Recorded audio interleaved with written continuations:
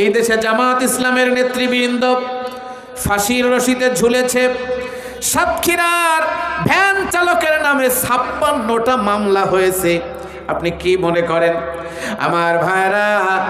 এরপরেও অনেক জুলুম নির্যাতন সহ্য করার পরও জামাত কিন্তু যাদেরকে রাজাকার রাজাকার বলে গালাগালি দেওয়া হতো, একটা জামাতও কিন্তু পাকিস্তানে পালিয়ে যায়নি। জোরে বলেন ঠিক না বেঠিক? বেগম খালেদা জিয়া যিনি বুড়ো বয়সে এখনো মেকআপ করে তিনি সুন্দর হয়ে থাকেন, তিনি আমার ভাইরা বেগম খালেদা জিয়াও অনেক বছর অসুস্থ অবস্থায় জেল খেটেছেন, কিন্তু দেশ ছেড়ে পালিয়ে যায়নি। স্বৈরাচার ইরশাদ জেল খেটেছেন, পালিয়ে যায়নি। কিন্তু আমার ভাইরা যারা আমাদেরকে পাকিস্তানের রাজাকার বলতো, ওরা কিন্তু আসল হিন্দুস্তানের ভারতের দালাল, ভারতের হিন্দুস্তানের রাজাকার। দেশ ছেড়েছে, ক্ষমতা ছাড়ার পরে 1 মিনিটও টিকে থাকতে পারেনি। আমার ভাইরা ভারতে হিন্দুস্তানের রাজাকাররা হিন্দুস্তানে পালিয়ে গেছে। জোরে বলেন ঠিক না বেঠিক?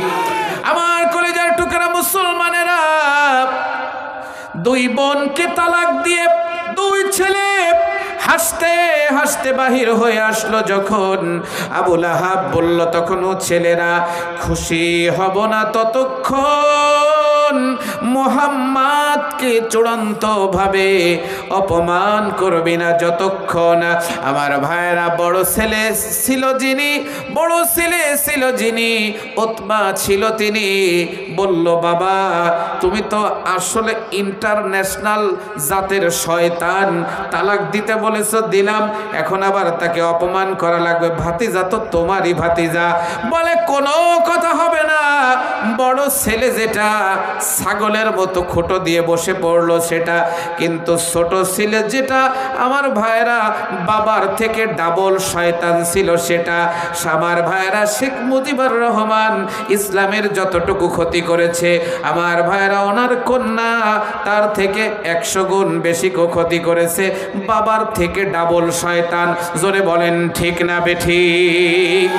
আমার মুসলমান ভাইরা, ছোট ছেলে ছিল যিনি, ওতাইবা ছিল তিনি। আমার ভাইরা ও বলে, বাবা আমি তোমার থেকে ডবল শয়তান, চিন্তা করা লাগবে না, মুহাম্মদকে আমি করব অপমান। আমার ভাইরা বোঝানোর জন্য বলছি, একজন কাফন চোরা ছিল, তার মরণের সময় হলো যখন, আমার ভাইরা ছেলেদেরকে ডেকে এরশাদ সিকদারের গান শোনালো, তখন আমি তো মরে যাব, চলে যাব, রেখে যাব সবই, তবে তোরা কি আমার সঙ্গে যাবি? বলে, বাবা তোমার কি মাথা খারাপ না পেট খারাপ? কেন আমরা তোমার সঙ্গে যাব? বাবা বলছে, ছেলেরা তাই যদি না যাবি, আমার মরার পরে পৃথিবীর উপরে এমন কাজ জারি করে দিবি, লোকে যেন আমার প্রশংসা করে। কাফন চোরা মারা গেল যখন, ছেলেরা প্রথম সপ্তাহে তাগড়া একটা খাসি জবাই করে এলাকার লোকদেরকে খাওয়ালো, তখন প্রশংসা হয় না। পরের সপ্তাহে আরেকটা গরু জবাই করে এলাকার লোকদেরকে খাওয়ালো, তাও প্রশংসা হয় না। আমার ভাইরা, মানুষেরা রাস্তা দিয়ে হাঁটে, একজন আরেকজনকে জিজ্ঞাসা করে কোথায় যাও? বলে কাফন চোরার বাড়িতে দাওয়াত খেতে যাই। কলিজার টুকরা মুসলমানেরা, 3 ভাই মিলে পরামর্শ করলো, ভাই বাবা করেছে সারা জীবন আকাম, আমরা যতই করি ভালো কাম হবে না তাতে কোনোই সুনাম। বাবার যদি সুনাম করতে চাও, বাবার থেকে ডাবল আকাম শুরু করে দাও। আমরা আমাদের বাবা শুধু কাফনের কাপড় চুরি করে ক্ষান্ত হয়ে যেত, আমরা কাফনও চুরি করব, লাশকেও আমরা ছাড় দিব না। আমাদের ঘরের গোয়াল থেকে গরুর দড়ি এনে লাশের পায়ে বেঁধে আমরা 3 রাস্তার মাথায় ঝুলিয়ে রাখবো। যেই কথা সেই কাজ, বটগাছে ঝুলিয়ে রাখলো। সকালবেলা রোড দিয়ে লোকেরা যায় যখন, একজন আরেকজনকে বলে, তখন এদের থেকে এদের বাবাই ভালো ছিল, কাফনের কাপড় চুরি করে ছেড়ে দিত। আর এরা এমন বড় শয়তান, কাফনও চুরি করে, লাশকেও, মরা লাশও ছেড়ে দেয় না।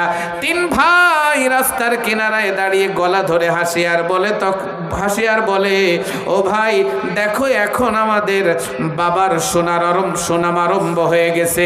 কলিজার টুকরা মুসলমানেরা, আল্লাহর নবী বিশ্ব নবী বাজারের উঁচু টিলায় বসে আছে।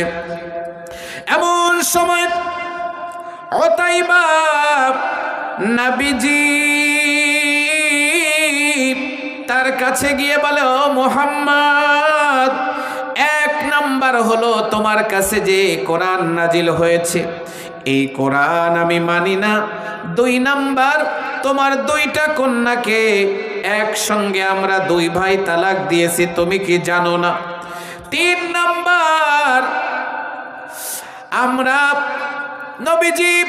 নবীজির চাদর ধরে টান মারল, একবার ডান দিকে টান মারে আর একবার বাম দিকে টান মারে। নবীজির গলা ছিলে গেল, নবীজি জমিনে পড়ে গেলেন। কষ্ট করে আবার উঠে দাঁড়ালেন। যখন নবীজির মুখে উতাইবা থুতু নিক্ষেপ করে দিল, তখন আমার নবী কষ্ট পেয়ে গেলেন আর দোয়া করলেন, আল্লাহুম্মা সাল্লিত আলাইহি কলবাম মিন কিলাবিক। হে আল্লাহ, তোমার কুকুর বাহিনীর একটা কুকুর দিয়ে একে তুমি শাস্তির ব্যবস্থা করো। নবীজির দোয়ার পাওয়ার জোরে বলা লাগবে, আছে না নাই? আমার নবী একটা পা উঁচু করলে আরশে আজিমে পৌঁছে যায়, আঙ্গুলটা উঁচু করলে, নাড়াচাড়া দিলে আকাশের চাঁদ পর্যন্ত কাঁপতে কাঁপতে দ্বিখণ্ডিত হয়ে যায়। আম্মা জান আয়েশা বলে, ও মদিনার মেয়েরা, তোমাদের ঘরে সূর্যের আলো কখন ওঠে? মদিনার মেয়েরা বলছে, আয়েশা, ফজরের নামাজ শেষ হয়ে যায় যখন আমাদের ঘরে সূর্যের আলো ওঠে তখন। মদিনার মেয়েদের এই কথা শুনে আয়েশা বলছে, মদিনার মেয়েরা, তোমাদের ঘরে সূর্য ওঠে ফজরের নামাজের পরে, আর আমি আয়েশার ঘরে সূর্য ওঠে এশার নামাজের পরে। দো জাহানের নবী এশার নামাজ পড়ে আমার ঘরে প্রবেশ করে যখন, আমার অন্ধকার ঘরটা পূর্ণিমার চাঁদের চাইতে আরো ফকফকা আলোকিত হয়ে যায়। তখন চিৎকার করে বলেন সুবহানাল্লাহ। মসজিদে নববী থেকে আমি অনেকবার বাইতুল্লাহ গিয়েছি, আবার জানুয়ারির 4 তারিখ ইনশাআল্লাহ ভোর 5টার ফ্লাইটে আবার যাব আমার আল্লাহর বাড়ি এবং নবীর বাড়িতে। মদিনা থেকে 2.7 কিলোমিটার একটি মসজিদ জুল কিবলাতাইন, আমার নবী 13 জন মুসল্লিকে নিয়ে সালাত আদায় করছেন, আসরের নামাজ 2 রাকাত সমাপ্ত হলো। যখন আমার নবীর বুকের ভিতরে ব্যথা লাগলো, তখন নবীজি চিন্তা করলেন, আহারে, কিবলাটা যদি বাইতুল মুকদ্দাস জেরুজালেমের দিকে না হয়ে আমার জন্মভূমি বাইতুল্লাহর দিকে হতো, আমি মুহাম্মাদের কলিজাটা, পিপাসিত হৃদয়টা সিক্ত হয়ে যেত। আমার ভাইয়েরা, নবীজির মনের কথা জানার ক্ষমতা আসমানের মালিক আল্লাহ পাকের, জোরে বলেন আছে না নাই? আল্লাহ ডাক দিয়ে বলেন, জিবরাইল, আর করো না দেরি, চলে যাও তাড়াতাড়ি, আমার নবীকে জানিয়ে দাও বাকি 2 রাকাত আর বাইতুল মুকদ্দাসের দিকে পড়ার দরকার নাই। আমার নবী যখন এখনই নিজেকে মুভটা চেঞ্জ করে কিয়ামত পর্যন্ত বাইতুল্লাহকে কিবলা বানিয়ে নেয়। যেই নবীর মনের মণিকুঠায় কোনো জিনিস উদিত হলে কিবলা পরিবর্তন হয়ে যায়, ওই নবীর মুখে থুতু নিক্ষেপ করেছে উতাইবা নামের জানোয়ার। উতাইবার খবর জোরে বলা লাগবে, আছে না নাই? আমার ভাইরা, 41 রানের টার্গেট নিবেন, টার্গেট নিয়ে মাঠে স্বৈরাচার খেলতে নামলো যখন মাত্র 24 রান করার পরে স্বৈরাচারের সব উইকেটগুলো বোল্ড আউট হয়ে গেল। তখন এই জন্য নেতা যদি মানতে হয় বিশ্ব নবীর মতো নেতা মানা দরকার। জোরে বলা লাগবে আছে না নাই? আমার ভাইরা, দুনিয়ায় রাজনীতি দিয়ে আপনি জান্নাতে যেতে পারবেন না। শেখ মুজিবুর রহমান যিনি বড় সাইজের একটা সিগারেটের মতো সারাদিন নেশা করতো, তিনি, আপনি যদি এই নেশাখোরের আদর্শ নিয়ে আপনি কবরে যান, জান্নাত তো দূরের কথা, জান্নাতের বারান্দাও লোকেশন খুঁজে পাবেন না, গুগলে সার্চ করলেও পাবেন না। এখনো যদি আপনি জান্নাতে যেতে চান, স্বৈরাচারের এই দলের কপালে ঝাঁটা পিটা করে এখনো আল্লাহর দলে ফিরে আসেন। এখনো যদি আপনি স্বৈরাচারের গোলামি করেন, আমার ভাইরা, কশিন কালেও ঈমান আপনার ভিতরে আসবে না। জোরে বলেন ঠিক না বেঠিক? আরেকটা জাতীয় বেঈমান এই দেশে আছে, সেটা হলো জাতীয়, আমার ভাইরা, এরশাদ চাচার দল। এরা হলো যখন যেমন তেমন সেজে হরেক সুরে গিয়েছে গান।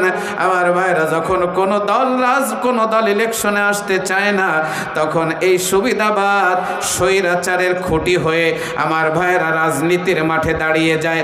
এদেরকেও প্রত্যাখ্যান করা লাগবে। জোরে বলেন ঠিক না বেঠিক?